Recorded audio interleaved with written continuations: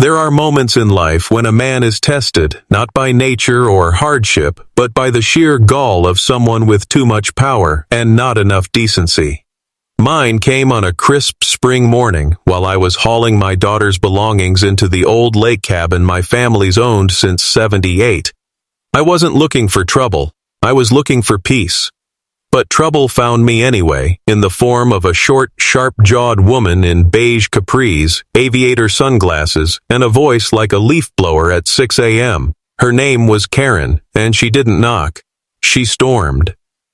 See, our cabin sits at the far end of Loon Lake, tucked behind some old cottonwoods and shielded by decades of pine. My dad built it himself, hand-cut the beams, nailed every board. He used to say, a man needs a place that's his alone, even if he shares it. That place became a sanctuary for our family, especially after my daughter Lily's life got turned upside down.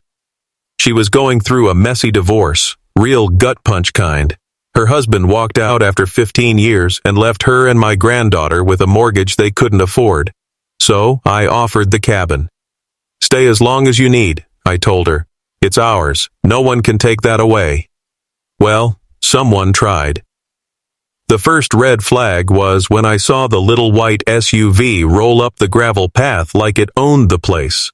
Karen stepped out in a pastel windbreaker, holding a clipboard and wearing that forced, managerial smile I've come to associate with fake kindness and real control. "Excuse me, sir," she called, squinting like my mere existence offended her. "Are you aware this property is within the Sycamore Shores HOA jurisdiction?" I laughed without meaning to. "Ma'am, I've been walking these boards since before your HOA had a printer. This cabin's never been under HOA rule. We're grandfathered out. Check the county records." Her smile tightened. "Actually, we had a reassessment last fall. Well, we've expanded our boundary, and this lot now falls under our community standards." Now, let me paint the picture clearly. This woman had just told a man moving boxes of his daughter's clothes, next to a hand-carved Decker family cabin sign hanging for 40-plus years, that his land was no longer his land. Not legally, not practically, but in some freshly printed HOA binder she carried like the gospel. I stayed calm. "You're mistaken. I've got a deed that says otherwise." She nodded like she was indulging a child. "We'll be reviewing that. In the meantime, there are rules. No unsightly debris, no prolonged vehicle parking, no unapproved building materials, and certainly no trailers." I looked at the old U-Haul truck parked by the cabin, half unloaded. "That's my daughter's things. She's moving in for a while." Karen flipped a page and scribbled something. "That will need to be reported. I'm afraid unauthorized occupancy is subject to fines." I stepped forward. "This ain't your land. You can walk away right now, or I'll call the sheriff myself." She didn't flinch. "No need. I already have." Sure enough, 15 minutes later, a county patrol car pulled up the path.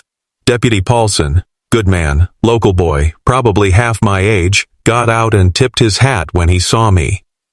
"Mr. Decker," he said, then turned to Karen. "We received a call about a disturbance?" Karen's voice shifted instantly into victim mode. "Yes, officer. This man is attempting to illegally occupy and store materials on HOA property. I asked him to vacate, and he became aggressive." Paulson raised an eyebrow. "Aggressive, huh?" I held up the deed I'd pulled from the cabin's safe.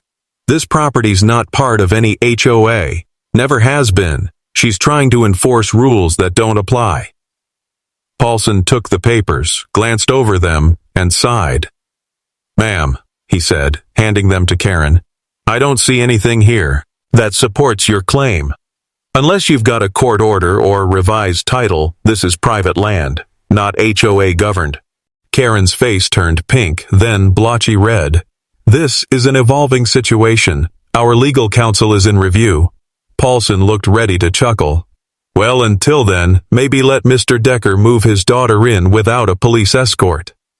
She left in a huff, stomping back to her SUV like she expected it to roll away on its own out of fear.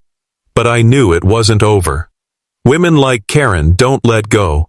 They dig in, file papers, call meetings, and sure enough, 2 days later, Lily found a bright yellow notice taped to the cabin door.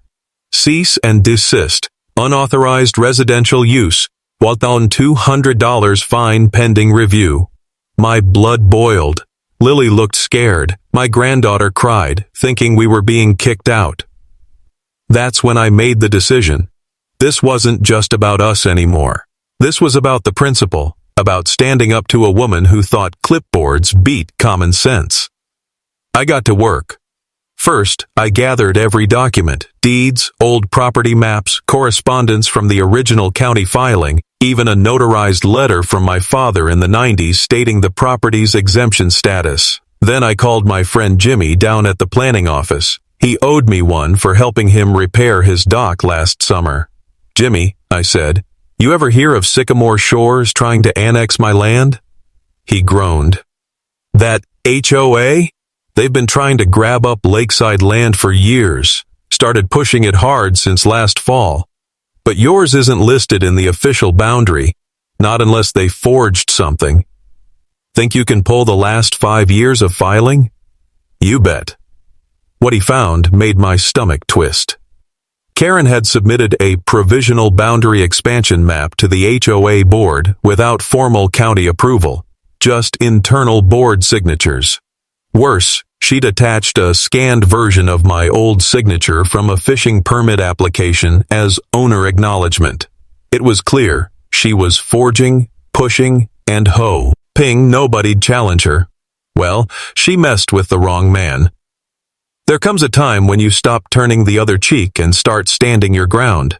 After Karen forged my signature and threatened my daughter's peace, I wasn't just mad, I was focused. Like a man who spots a loose board in his dock and knows if he doesn't fix it fast, someone's going to fall in. And I wasn't about to let my family fall because some power-drunk woman wanted to stretch her imaginary borders and play God over a lakefront cabin. I met with Hank, my old buddy turned semi-retired attorney. He still had an office above the hardware store in town, smelled like pipe tobacco, and didn't mince words. She did what? He asked, after I laid out the forged expansion map and the faked signature. I slid the printouts across the table. Filed this with her HOA board. Used an old scan of my signature to make it look like I approved annexation into her domain. Jimmy from zoning confirmed it never went through county channels. Hank whistled low. That's not HOA policy. That's fraud. Plain and simple. He leaned back in his creaky chair, folded his hands behind his head, and grinned. You want revenge or results? Both, I said. But mostly peace. For my daughter and granddaughter. They've been through enough. Then we're going to burn the whole thing down. Legally, of course. Within a week, Hank filed a cease and desist demand to the HOA, a formal complaint with the county planning board, and initiated a civil suit for forgery, harassment, and emotional distress. But the real nail in the coffin was the petition. We went cabin to cabin, lake house to lake house. Turns out, I wasn't the only one Karen had rubbed the wrong way. She'd fined a 72-year-old couple for a non-compliant bird feeder, threatened a veteran over his flagpole height, yelled at kids for unauthorized chalk art on their own driveway. By the end of the weekend, we had over 43 signatures calling for a complete dissolution of the HOA, citing fraud, abuse of power, and unlawful annexation attempts. The next board meeting was eventful. Karen strutted in like a Walmart CEO, clipboard in hand, power walking in her beige flats. She didn't even sit before she started. Let's bring this meeting to order. First item, unauthorized occupancy of parcel 17B. Actually, I cut in from the back, stepping forward. First item is your removal as HOA president. There was a rustle of whispers and nods. She blinked. You're not even a member of this HOA. Exactly, I said, handing a thick stack of documents to the board's secretary. But you tried to make me one, without consent, with a forged signature. And according to Section 4.2 of your own charter, any misrepresentation in annexation nullifies the expansion. Legally, you have no authority over me or my land. The room went dead quiet. Karen's jaw moved, but no sound came out. Then someone, an older woman named Barb who'd lived near the boat launch for decades, stood up and said, "I motion to remove Karen Prescott from the board and dissolve the HOA." A murmur turned into a wave of hands going up. Karen shouted, "This is illegal! You can't do this!" I stepped forward again. "Karen, you called the cops on me while I moved my daughter's clothes into our cabin. You taped fake fines to our door. You forged my name. You misused HOA funds, and we've got it all documented. You don't get to play victim now." She looked around the room, waiting for someone, anyone, to defend her. No one did. Even Dale, her once loyal clipboard enforcer, stared at the table like he wanted to disappear into it. The board voted, unanimously. The HOA was officially dissolved by a majority landowner vote, pending county confirmation. Karen? She stormed out, sputtering threats about legal retaliation and personal consequences. But the next letter didn't come from her. It came from the county district attorney's office. Apparently, when we filed the forgery complaint, they'd quietly opened a criminal investigation. Karen had been doing more than overstepping boundaries. She'd misfiled tax forms, pocketed administrative fees, and submitted false expansion claims across 3 separate properties. She was indicted for fraud and barred from serving on any housing or land management board in the state for 10 years. By the time summer rolled around, things were calm again. Lily settled into the cabin with her daughter, fixing it up, painting the porch rails blue just like my wife used to. My granddaughter helped plant tomatoes near the side window and started calling the cabin Nana's Nest. One evening, we had a small celebration. Hank came by.